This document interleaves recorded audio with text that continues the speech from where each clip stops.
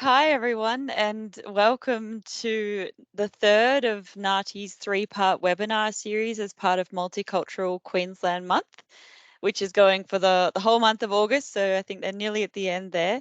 My name is Lee Yakumis. I'm the Strategic Engagement Manager at NAATI, and I'd like to introduce my colleague, Michael Nemarich, who is our National Operations Manager at NAATI. Thanks for joining us, Michael. G'day, good to be here. So today's webinar is about community language aides or bilingual workers and their role as part of language services more broadly. So just some housekeeping to start with. So as I mentioned, this session is being recorded. Everyone's mics and cameras are switched off for the duration of the webinar, but there will be some time for questions at the end of the presentation. So if you have any questions, just pop them into the chat. I'll collate them, and at the end of Michael's presentation, I'll read them out to him to answer for you. I'll just put some links in the chat now, which will take you to the NAATI website, the LinkedIn page, YouTube and that sort of thing, in case you want to follow up and learn a bit more about the company. So I'll put them in now.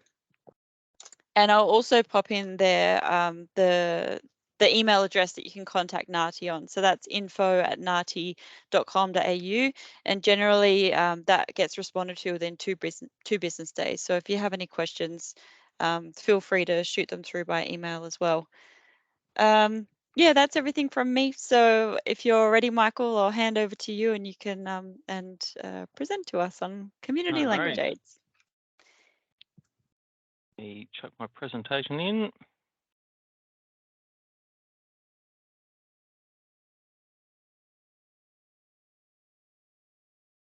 Righto, that should be up for everyone. So thanks, Lee, for the introduction, and welcome everyone to a bit of a presentation on community language aides. As Lee said, I'm Michael Nemarich. I'm the Manager of National Operations. So I think the first thing, just to pay our respects to Aboriginal and Torres Strait Islander people as traditional custodians of the land.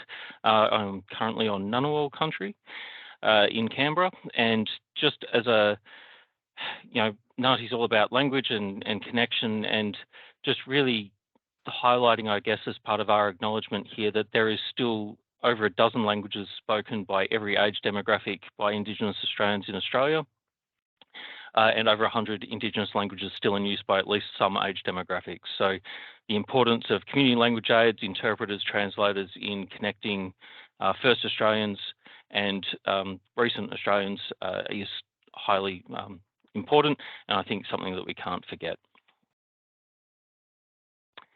So today, just to set context for anyone that doesn't know who NAATI is or what we do, I'll do a bit of an introduction to NAATI itself. I'll talk about what a professional interpreter is, and then talk about bilingual workers or community language aides, and then about the community language aid test itself and some of the boundaries around where they should be used. So about us. So NAATI's been around since 1977. We've been an independent company since 1983. We started off as Department of Immigration, but then since formed as a company in 1983, we're part owned by each of the governments of Australia, but we operate independently with our own board. Up until 2017, or the end of 2017, our system was called accreditation, hence why we're the National Accreditation Authority of Translators and Interpreters, but the current system since 2018 is called certification. Certification system introduced some pretty key reforms. One of them was the use of live role players as part of the testing, all testing being done by NAATI itself rather than allowing education institutions to do it and recommend people for accreditation.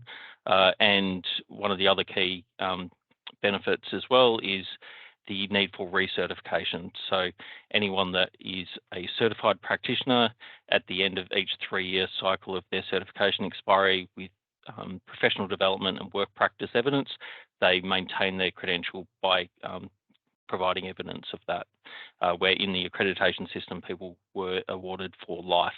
So this ensures that the certification system, when someone is out in the market, you can be guaranteed that they have got current skills and keeping up with the industry more generally. So first thing, what is an interpreter? What's a professional interpreter?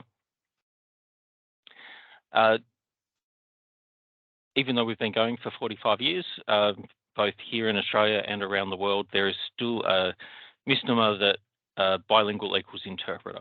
And that's something we're obviously keen to dispel. So interpreter in our context is a professional, someone that has studied this as a profession and maintains those skills through the recertification process in context of NAATI. And no different than you could be the greatest scientist in the world, but that doesn't make you a great science teacher in a high school. You need specific training in the field to be able to apply your pre-existing skills into a new professional context. So the starting point for being a professional interpreter is fluency in English and language other than English, but then it's interpreter training on top of that. It's not a legal requirement to be NAATI certified to work in the profession in Australia. We obviously think that it's a good thing because we have a test and we ensure code of ethics and professional standards. So passing a NAATI certification test, and then once receiving the credential, ongoing work practice and professional development and the recertification process, which I mentioned. The certification system itself has multiple levels, and sort of an overview of how they all fit in.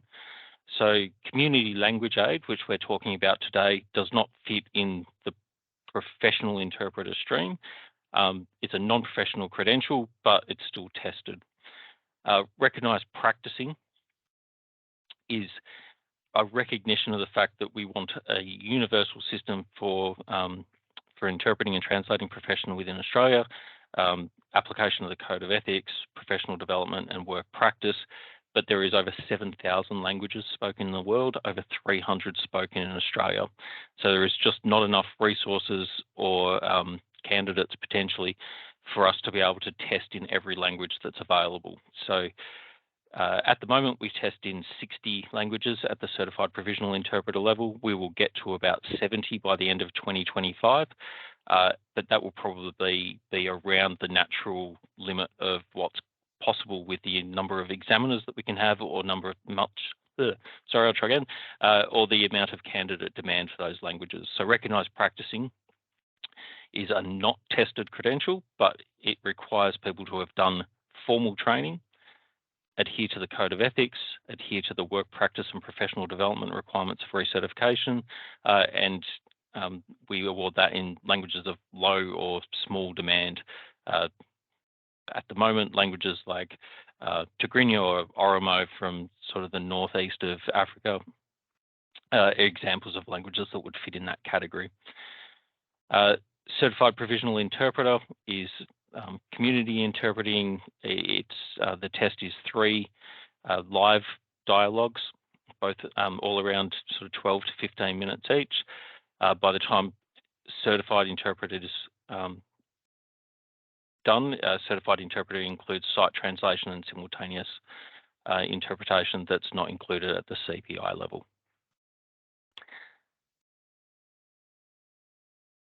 So this is a new slide for us. We've not done this before, so hopefully it gives a little bit of context. And I appreciate that this is not a perfect correlation, but just to help people understand how the industry works and what the levels mean, I thought this might give some context to it. So we've got Community Language Aide, which we're talking about today. Sits aside from a profession. It's not the person's key profession, but it is something where they use their skills as part of their other job. And if we think about it in as an analogy with a medical profession, that first aid officer might have skills in first aid and will be able to deliver first aid and patch you up if something goes bad in your workplace, but it's not their primary role. And then sort of going through the levels, again, I know it's not a perfect analogy and there's different levels of training, but just for some context, you know, a recognised practicing interpreter, not tested, but signs up to, they've done training, they sign up to the Code of Ethics. You can think of that as you go into a pharmacy and go, I've got this rash on my arm, what sort of cream would I use for it? And that's the sort of level that you would expect in that scenario. And then your generalists, your certified provisional interpreters, highly skilled, highly trained, but aren't going to be able to do everything. Your certified interpreters, the simultaneous interpreting, the sight translation that we test in, more complex training. We don't offer this in every language. There's 17 languages at the moment we do certified interpreter for, but they're still general, but more highly skilled than the certified provisional interpreter, or more highly tested anyway. And then we've got our specialist streams. So our specialist interpreters have worked as certified interpreters for a while, but then they've moved into specializations, either in health or legal or conference interpreting settings. And you can sort of draw a parallel with doctors that move into emergency or oncology or something similar to that. So each different level has a place in the overall context of language service access for clients or migrants or the population as a whole. It doesn't mean that you have to have an interpreter in every situation, but it also means you shouldn't use a community language aid as an interpreter when it actually is required. So when we're talking about bilingual speakers, and right near the start I mentioned it, there is that misconception that bilingual equals interpreter, and it is not the case. So bilingual worker in the scenario that we're talking about here as community language aid is only speaking in the language other than English. They're talking with a client and bilingual staff, but it's really about low risk and non-critical information that should be going ahead, and it's in the workplace context. So their primary role is with their employer, where an interpreter's primary role is as a completely removed, unbiased facilitator for communication.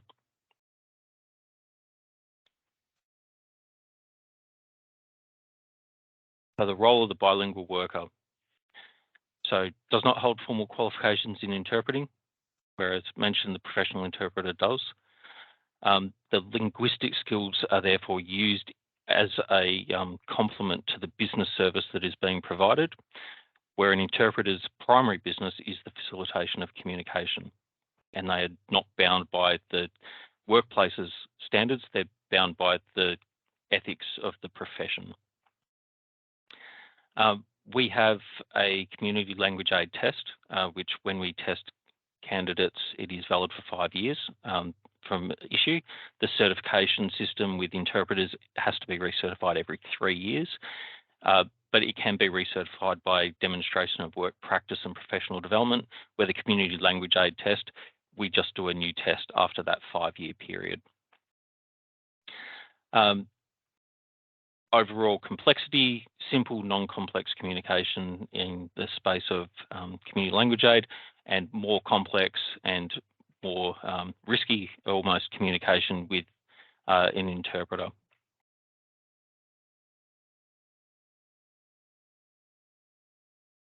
And I think if you think of, I love the legal example here, trying to put context around it.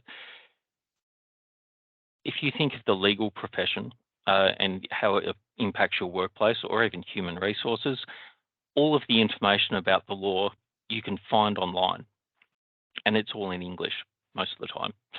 So why would you ever employ a lawyer or a legal profession? And the reason is because small errors of communication or interpretation of that law can result in huge risks for business. And community language aid and interpreter and all the different the grades of interpreters that NAATI tests in is a similar concept. So you can have the best lawyer in the world, but if the interpreter you're using doesn't understand what they're saying or makes errors in the information transfer, then it's all for naught.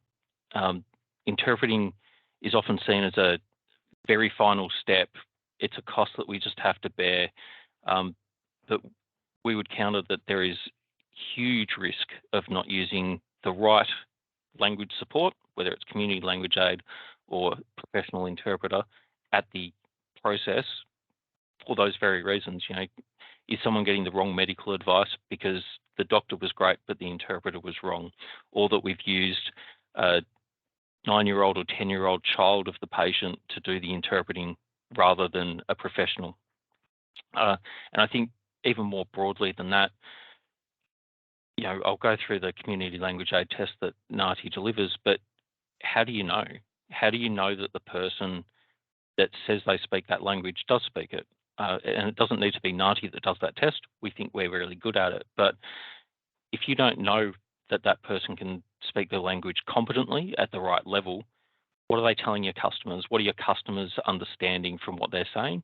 And do they know the boundaries of where their responsibilities and their competence, where is their boundary of knowing when to pass off to a professional interpreter because it's beyond their capacity? And do they know that the ethical considerations of what they're doing by providing that information in a language other than English?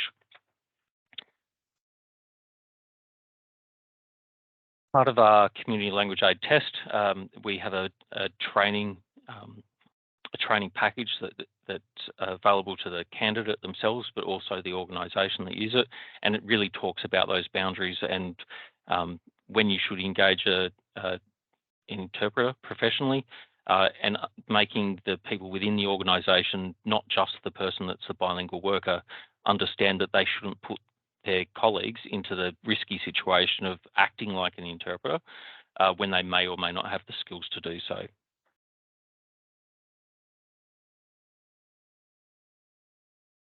So the Community Language Aide test itself,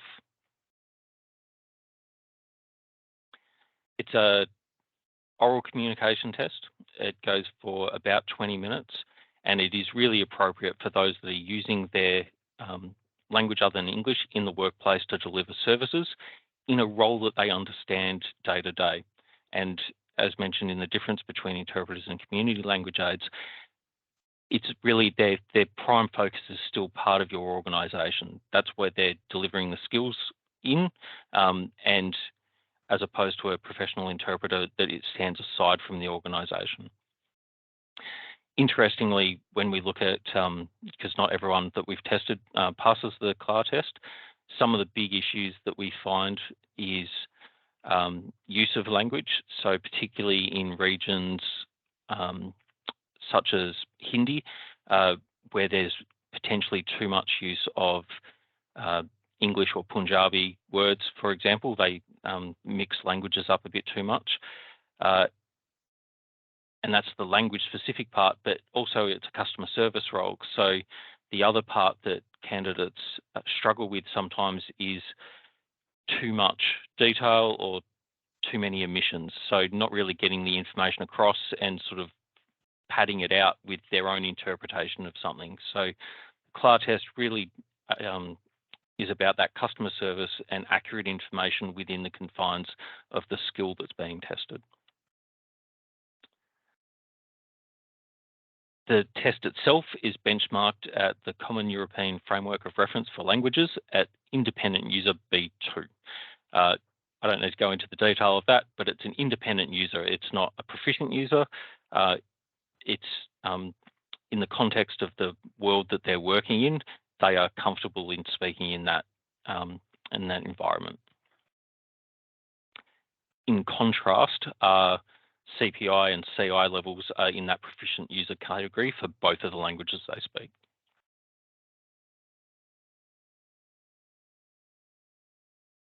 So the test itself, as I said, about 20 minutes, and it's all in the language other than English, which includes signed languages. We do Auslan in this test as well.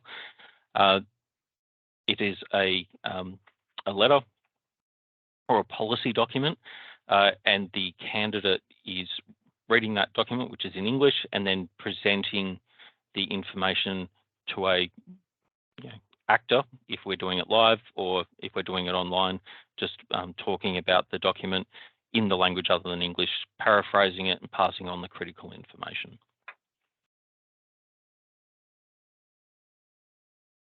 And super quick presentation from me. Hopefully lots of questions that I can answer from that, but hopefully that gives a bit of an overview both of how the industry works in general, the professionalisation, why professional interpreters are needed, but also the we've got this test, which is Community Language Aide. We think it's useful, but the main thing is if you've got staff that are speaking a language other than English to help deliver services or explain information, do they understand what their restrictions are, what their boundaries are, what their limitations are, and how do you know that they're doing it correctly? So whether it's us, whether it's someone else, making sure that that proficiency test happens and that they understand the boundaries and limitations of their role, I think is the most critical thing there. I'll stop presenting.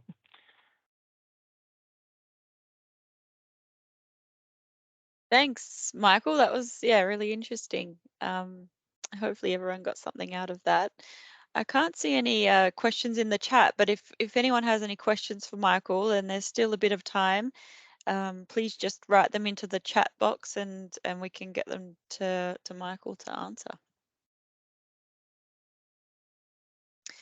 Okay, we've got a question. So who participates when it comes to minority languages?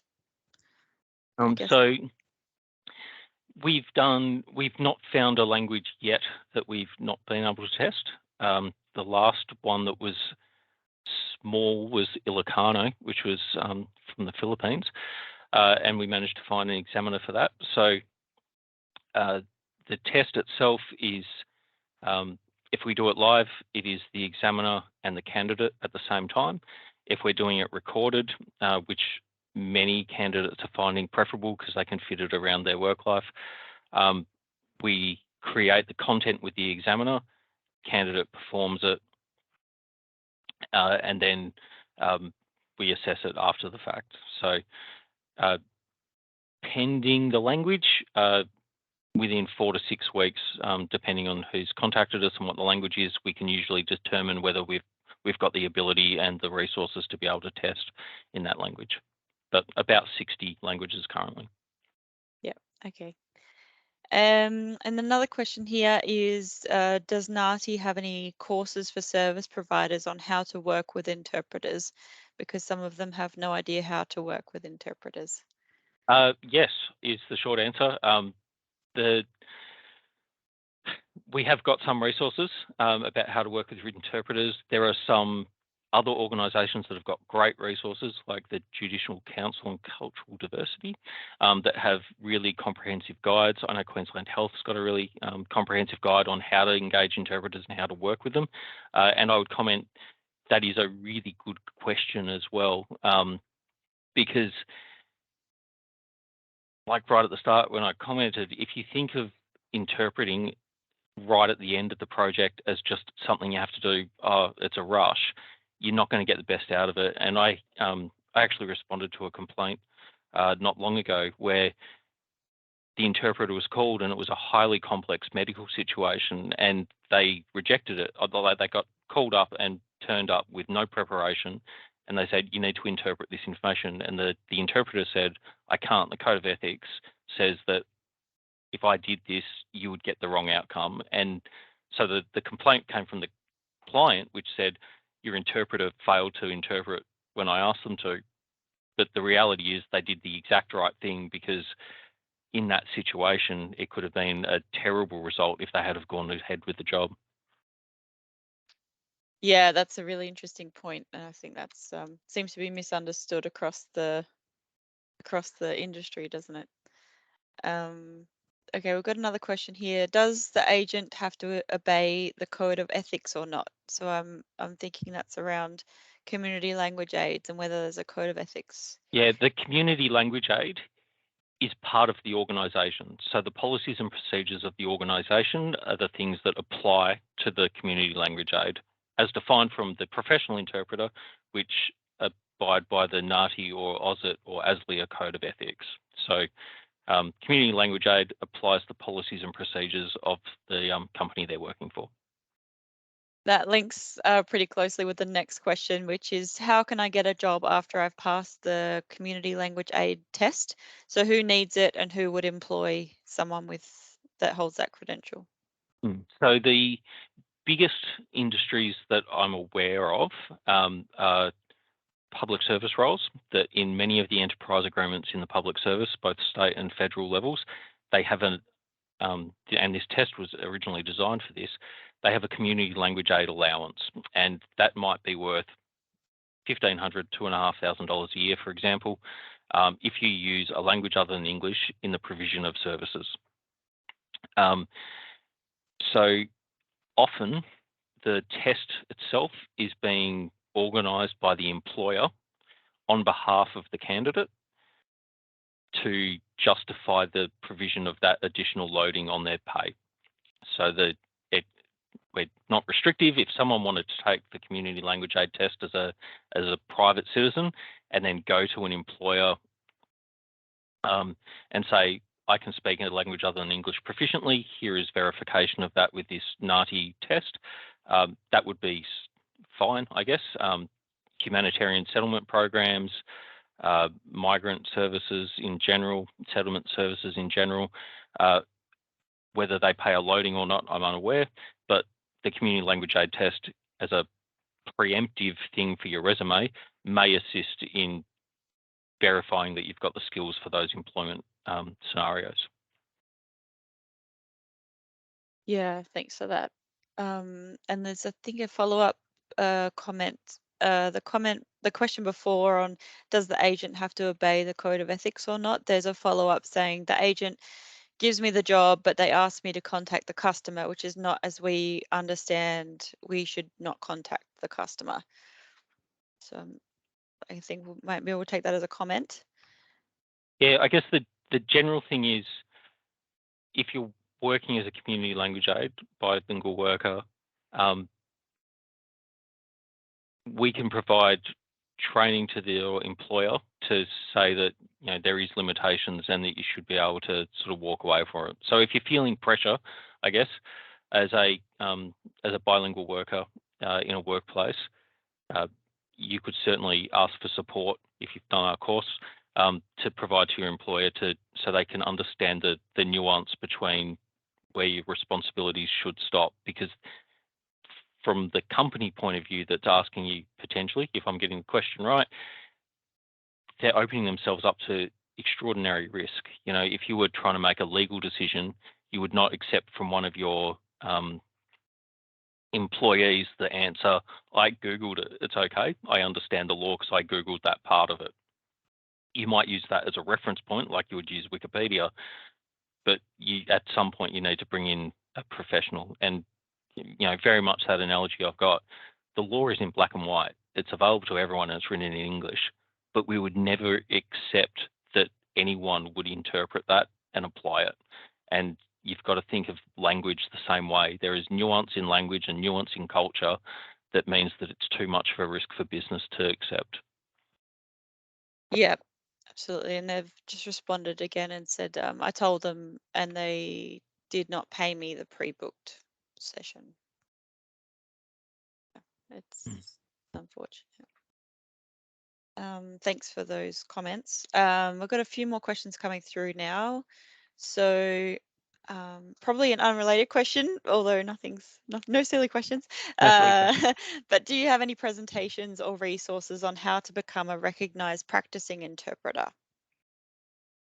No more than our standard presentation, I guess. So to be a recognised practicing interpreter, the pathway is similar to becoming a certified interpreter in that you have to have completed formal training, which is at a diploma level.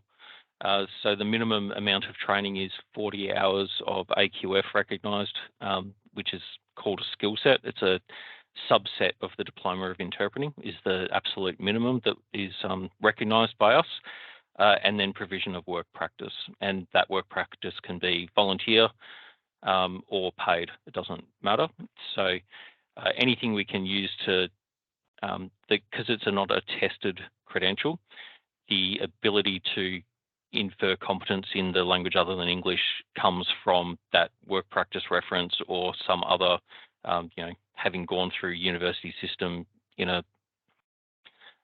country where that language is the language of tuition, for example. So recognised practicing, same pathway, it's just you apply and then you're awarded recognised practicing, whereas in the certification you apply after all those same steps, but then take a test to demonstrate competence.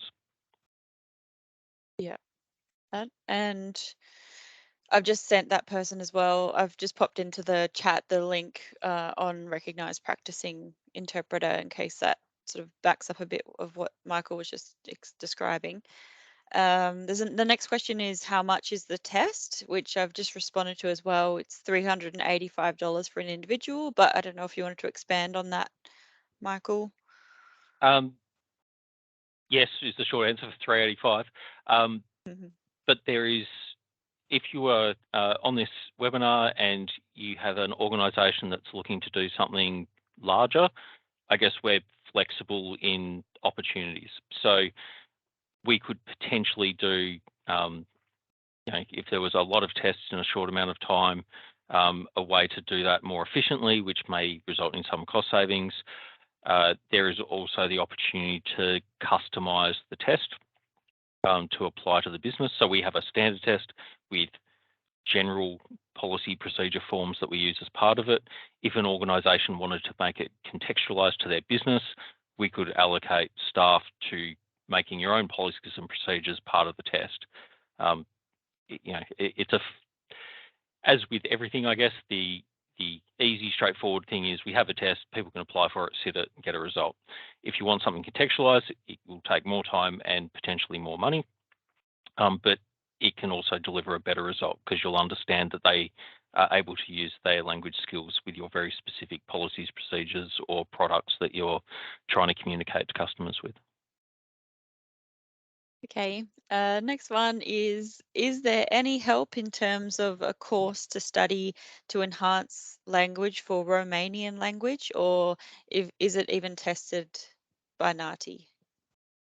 Romanian is not tested by NAATI at the moment. I think we've got it scheduled for 2025 at the moment at the certification level.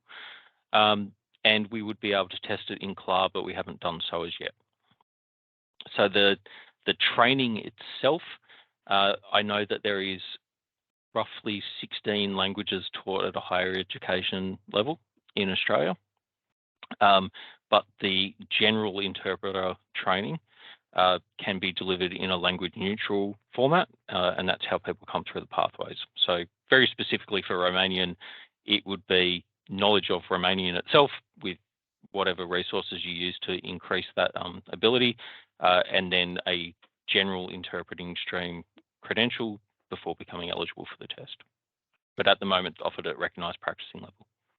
Yeah, and that's to become an interpreter. And for the community language aid, that's not currently an option in terms of our testing. We haven't tested it as yet, but we would be able to if it was a request.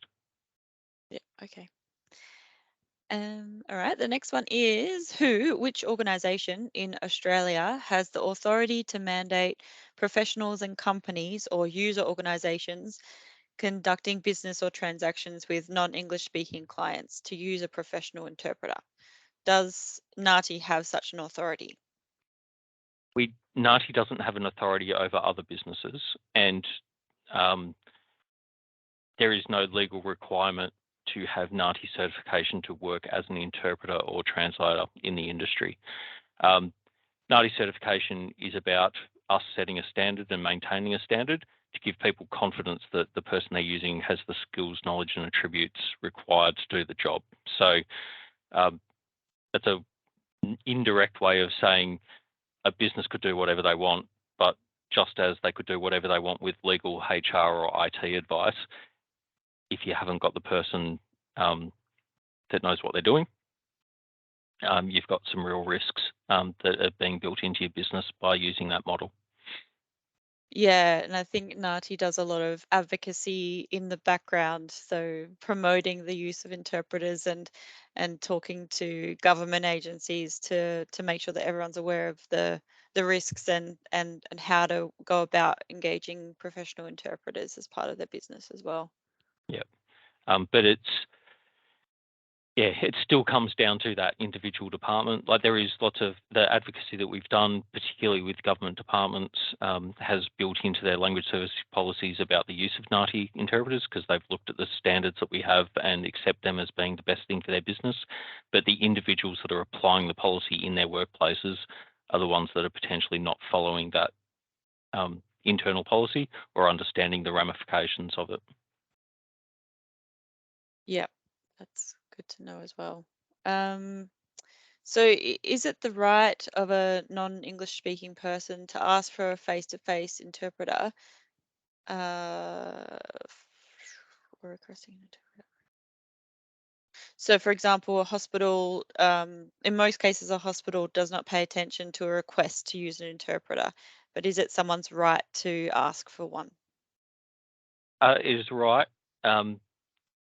That would be, and it's a really broad question because there's lots of different hospitals and lots of different jurisdictions here. So for general advice, the TIS National Translating Interpreting Service has over the phone interpreting or in-person bookings, and they can be requested.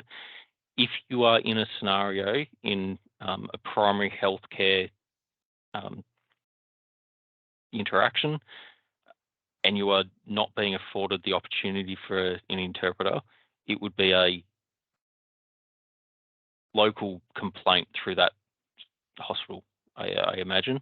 Again, really general advice here. I can't give specifics, but if you went to the local hospital, said, I need an interpreter, they said, nah, too hard, there is a local complaints department within that hospital, or there should be, or potentially an ombudsman if the hospital ignored that request. But yeah, we have a mechanism in Australia that recognises the right to an interpreter in a primary health care setting. Okay, and do you think it's the duty of NAATI to update interpreters by having more courses for them and more books or information?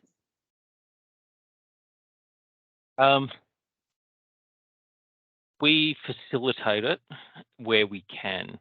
So the position of NAATI in the industry is the setting, maintenance and testing of standards and the maintenance of the credentialing system overall. We're not a training provider. We do endorsement of training providers that provide the initial training to become an interpreter or translator, higher education institutions, vocational training through the TAFE system. And we promote, where applicable, through our NAATI News to practitioners or on our website, opportunities for professional development to maintain that skills. But NAATI is not a training organisation, and our support of higher education institutions, vocational training, but also professional organisations such as AUSIT and ASLIA that provide professional development to their members, that's their role in the industry, and our role as the credentialing management is to support them in doing those to improve the ecosystem overall. Yeah, okay. And then we've got a question here. What can I do to improve my English? It's been stable for a long time.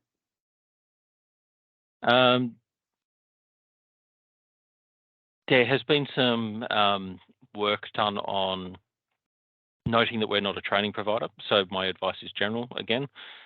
There's been some work done by higher education institutions such as RMIT, which is designed to get people beyond vocational English, I guess, into those higher C1, C2 levels, which has been seen as an impediment at times to passing a certification test. So the short answer is seek higher education opportunities to study the nuance of English itself. So the Adult Migrant Education Program offers up to around 510 hours to allow people to get to vocational English. If you're looking specifically to get higher levels of English and day-to-day interactions in Australian society aren't working, I would seek out higher education opportunities to improve skills in that area. Yep, okay. And the last question that's currently in the chat, although there's still some time if anyone has any more, The last question is about Romanian as well. So I'm a recognized practicing interpreter for Romanian and Urdu. I have over 7 years of studying in Romania in Romanian language.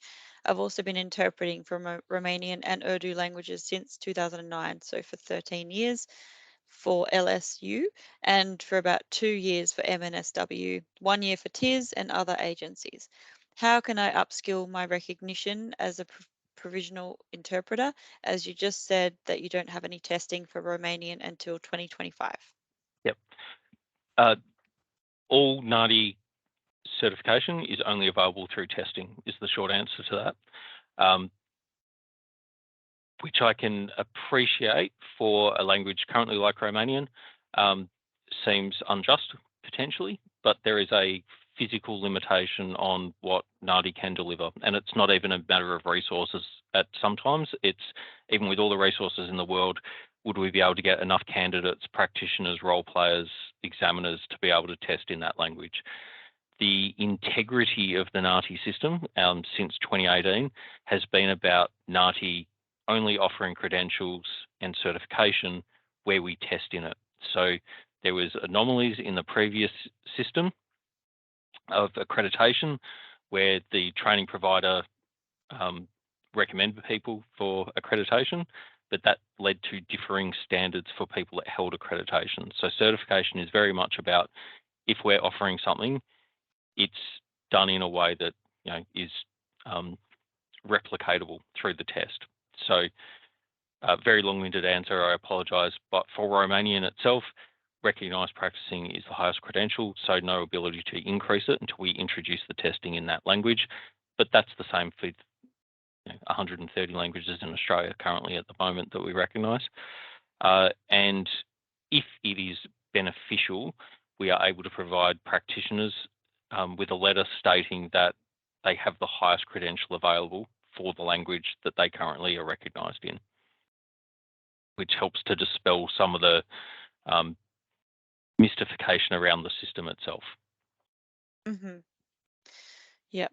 The question here about pay rates. So they're saying, we all work as contract interpreters, irrespective of which agency we work for or with. And as contractors providing professional services, we don't have any role or power in negotiating our pay rates or remuneration.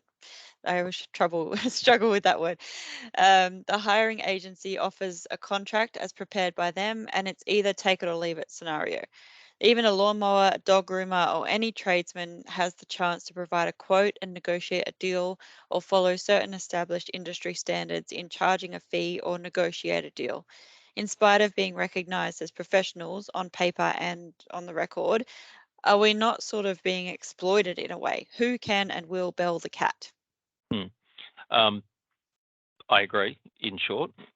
So Professionals Australia is the union that represents translating and interpreting professionals, also known as PESMA. Professionals Australia, their trading name. So there is a couple of things I think are happening at the moment. Noting NAATI's position in it is not setting pay rates. So we can support others, and we see our position as advocating heavily for the use of professionals in the workplace, making sure that certified people are used rather than just family members or community language aides for when a professional interpreter is required. So that's our place in the industry, is advocating for it as a profession and saying we set these really high standards and therefore it should be viewed as a profession no different than a lawyer or an accountant, for example.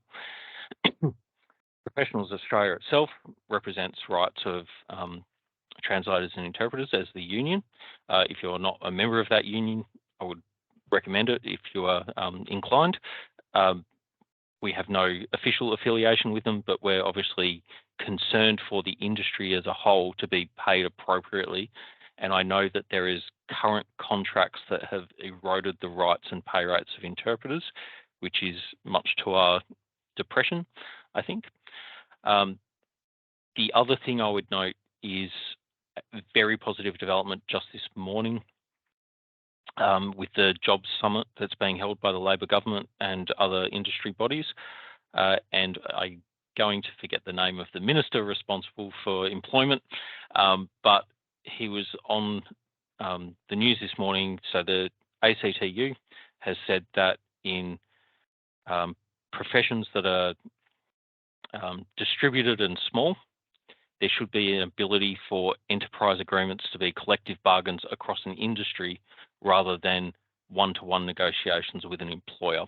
And I think the example that was given by the minister this morning was around cleaners, for example.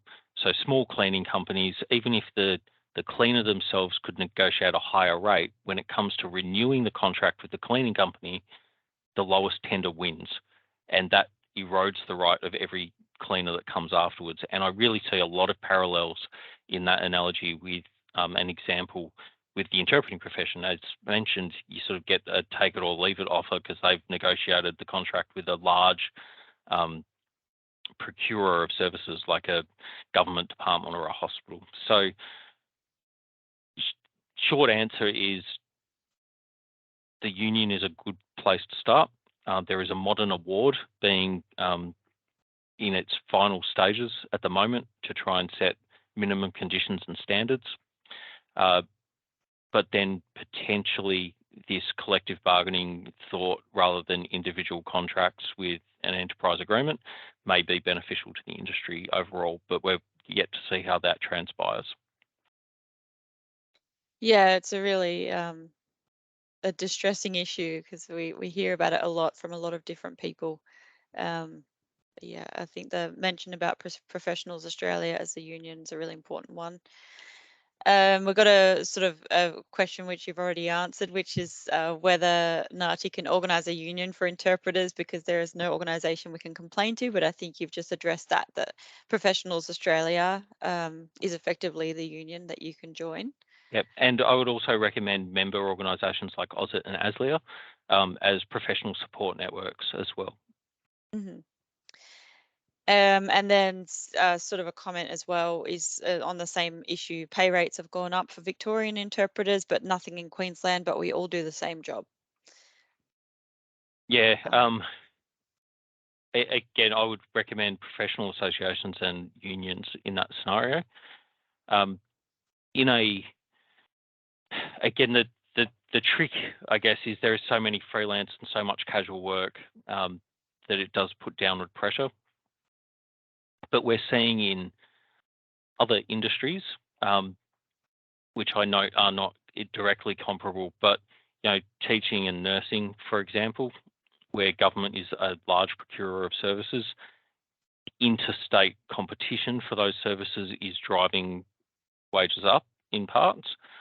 And I would hope with a more technologically focused delivery of interpreting services that's happened because of COVID, where interpreters are able to pick and choose work from anywhere in the country, potentially, that the increased pay rates in some states will mean that interpreters get their living out of the state that pays a better wage, which means that the states that aren't paying a high wage need to increase to be able to get the talent that they need. And that's all about the professionalisation of the industry in whole. It's certainly not, it's certainly a concern for NAATI, I guess, because if the pay rates don't go up and it's a race to the bottom, the desire to hold NAATI certification and maintain professional development and work practice to maintain the credential disappears, and NAATI's existence is effectively threatened by that. So we will do what we can on the sides and behind the scenes to influence, advocate, and lobby for the proper remuneration of interpreters. But professional organisations and unions are the front line, and I would really recommend being in contact with them. Yeah, the professionalization of the industry is a really important issue. I can see someone's got their hand up, but if you have a follow-up question, please put it into the chat, or you can follow up with us by email afterwards at info@naati.com.au. We've got a couple of extra questions here and then we might wrap up. So if there's any further questions after this, then yeah, please send us an email and we can follow up with you separately. The questions here are mostly relating to pay rates. So we've got someone saying, how can we negotiate our agency's contracts? It's been fixed and the rate has not been changed for some years. And someone else has said apparently Professionals Australia isn't working for Queensland interpreters anymore. And we've joined Professional Australia, but they've not done anything. They just charge us every month. I guess my answer to that, and there's a lot of questions coming through on this, and so, fair to say that NAATI shares concerns of professionals that aren't getting a fair rate.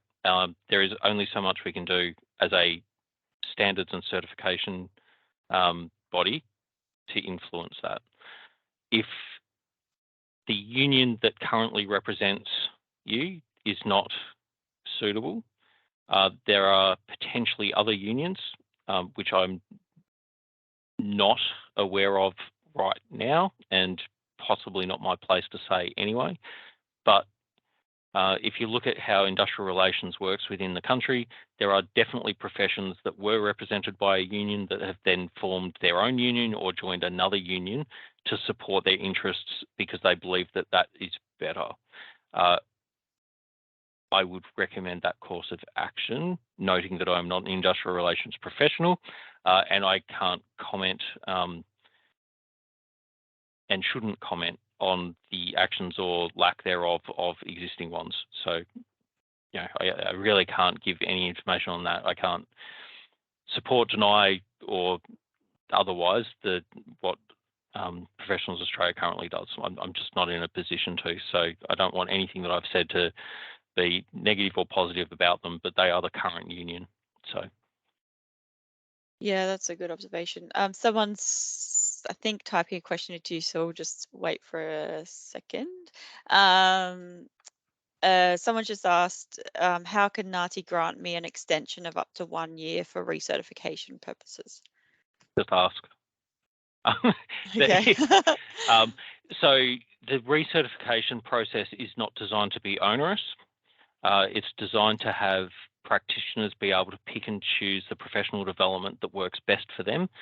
And we have the ability to offer consideration where personal circumstances are impacting the ability to meet the required recertification criteria. So interpreters works out to be roughly 40 hours a year of work, and translators is 10,000 words a year of work. Professional development is 120 points, which out of context means absolutely nothing, but you would get 20 points, for example, for attending a 4-hour webinar. So if you extrapolate that, there's maybe 8 hours a year of professional development to maintain the recertification requirements. During the start of COVID, NAATI made a decision that the year 2020 would be excluded from recertification requirements for everyone, and therefore it was 80 points and 80 hours in the case of an interpreter of work practice and professional development that was required. But to that very specific question, we get comments from people all the time that go, oh, I've been on maternity leave, or I was stuck overseas, or, we don't want people to drop out of the system because of a bureaucratic, oh, no, you must hit this exact number. It's not about that. Very much if you're maintaining professional development and really working on it, and you might have just missed the work practice requirements, it's going to be fine. And I can't say that, every single request that we get, we're going to be able to meet, but we definitely offer discretion, and just write to us at info@naati.com.au and discuss your personal circumstances with us.